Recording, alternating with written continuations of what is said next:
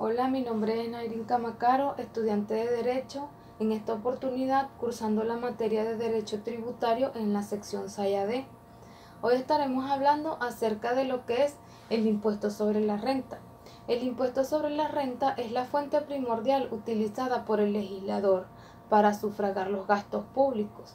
En particular, el impuesto sobre la renta constituye el impuesto más importante en la actualidad, al tener un gran peso recaudatorio en los sistemas tributarios, siendo este un impuesto de naturaleza directa que en teoría grava la riqueza. Luego de esto tenemos lo que son las características del impuesto sobre la renta. Como primera característica tenemos que es nacional, ya que este es competencia del poder público nacional. Tenemos que es general, ya que no hace distinción entre contribuyentes. Tenemos que es personal, ya que este determina la capacidad contributiva del sujeto. Tenemos que es progresivo, es decir, que a mayor ingreso, mayor será el monto del impuesto a pagar. Es no vinculado porque no recibe contraprestaciones directas alguna por parte del Estado. Tenemos que es ordinario porque el Estado recibe los pagos del impuesto de manera periódica, permanente y por ende forma parte del presupuesto nacional. Tenemos que es directo porque el tributo o la obligación recae directamente sobre el sujeto del enriquecimiento. Tenemos que es sucesivo porque comprende actividades que se realizan de forma constante o repetitiva durante un año, lapso que comprende el ejercicio fiscal, tiempo que debe transcurrir para que acaezca, ocurra y por ende se perfeccione el hecho imponible y nazca la obligación tributaria. Luego tenemos lo que es la territorialidad. La territorialidad este significa el ámbito geográfico o espacial donde tiene validez la aplicación de la ley o el gravamen. Luego tenemos lo que es la periodicidad del impuesto sobre la renta. Esto es considerado de periodicidad anual que grava las rentas que provengan del capital, del trabajo y de la aplicación conjunta de ambos. Por lo tanto, quedan obligados a declarar la renta anual 1. Los contribuyentes que durante el año hayan generado rentas o pérdidas de tercera categoría y pertenezcan al régimen general del impuesto a la renta. 2. Aquellos contribuyentes que efectuaron operaciones gravadas y realizaron el pago de más del 15% de sus obligaciones sin hacer uso efectivo o medios de pago. 3. Contribuyentes que obtuvieron rentas de primera categoría por el alquiler de uno o más inmuebles, siempre que posean saldo a favor del fisco. Como tercera, tenemos que son aquellos que generan rentas de trabajo que comprenden renta de cuarta y quinta categoría. La renta de cuarta categoría, siempre que el total de ingresos recibidos por honorarios superen los límites señalados, y las rentas de cuarta y quinta categoría, además de haber obtenido ingresos por honorarios, hayan recibido un sueldo y que el monto en conjunto hayan superado dichos límites. Luego tenemos lo que son las ventajas del impuesto sobre la renta. Como primera ventaja tenemos que es un impuesto productivo, ya que debido a él se produce un alto rendimiento a nivel fiscal. Como segundo tenemos el aumento de su alícuota. Este puede aumentar sus ingresos sin la necesidad de crear nuevos gravámenes. Por ser un impuesto, este puede ir aumentando paulativamente su porcentaje. Además de esto, garantiza un ingreso considerable sin necesidad de crear otro impuesto. Como último tenemos la adaptación de los objetivos de justicia social, y estas son las reducciones personales, la progresividad, la discriminación de la fuente de ingreso. Luego tenemos lo que es el hecho imponible.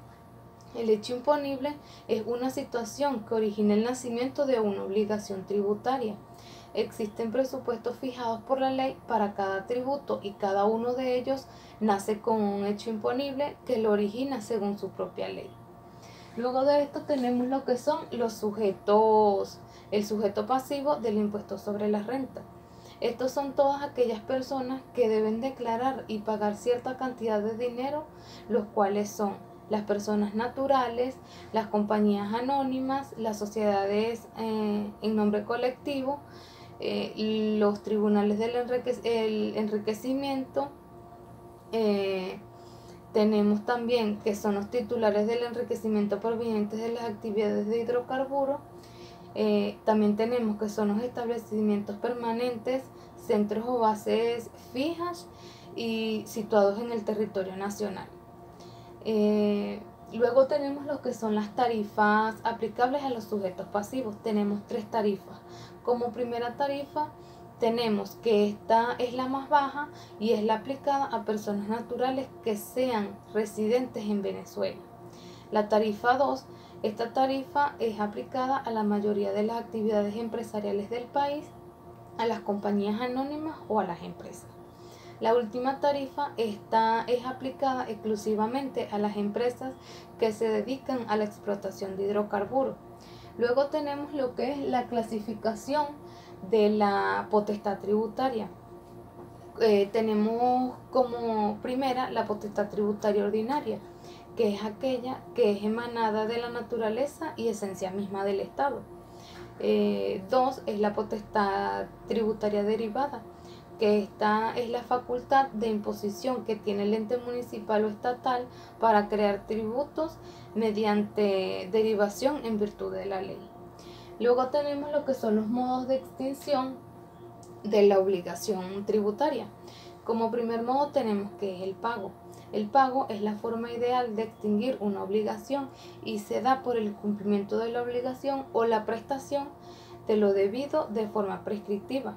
Su fundamento legal lo encontramos en el artículo 40 del Código Orgánico Tributario. Luego tenemos lo que son las formas de pago. Como primera forma de pago tenemos que debe ser efectuado por los sujetos pasivos. Sin embargo, en algunos casos lo puede realizar una tercera persona. Tenemos lo que son los pagos a cuenta.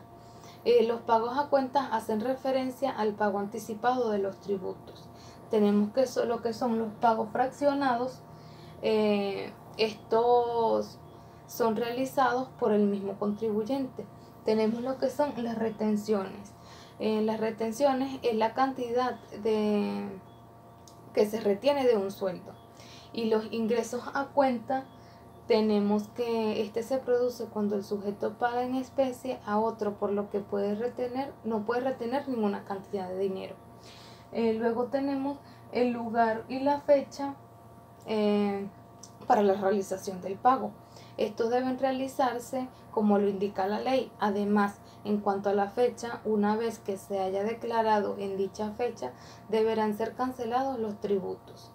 Luego tenemos lo que es el otorgamiento de prórroga. El otorgamiento de prórroga solo podrá realizarlas el Ejecutivo Nacional y esto va a facilitar el pago de las obligaciones siempre que no se encuentren vencidas. También podrán fraccionarse y establecerse los plazos de deudas atrasadas. Las facilidades de pago. Tenemos que estas se darán en casos excepcionales y debe solicitarse un mínimo de 15 días antes del vencimiento de la obligación. Tenemos lo que son los plazos de carácter particular. Esto hace referencia a las obligaciones que ya han sido vencidas, pero que de alguna manera se consideran excepcionales y se le otorga la posibilidad de poder ser canceladas. Luego tenemos lo que es el efecto del pago. Este efecto son liberatorios, ya que este libera el vínculo jurídico. Luego tenemos lo que es el procedimiento para el otorgamiento del plazo de la determinación. Este es considerado como un instrumento empleado por la Administración Tributaria, la cual va a permitir declarar la existencia y la cuantía de la obligación.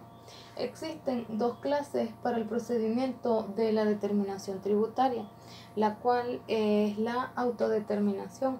La autodeterminación es realizada por el contribuyente mediante una planilla de liquidación, y la determinación de oficio, que esta acción es realizada por el mismo Estado. Además, se debe tomar en cuenta lo que establece el artículo 131 del Código Orgánico Tributario.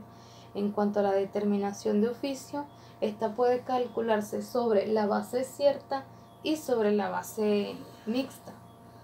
Esta fue toda mi exposición. Muchas gracias por su atención.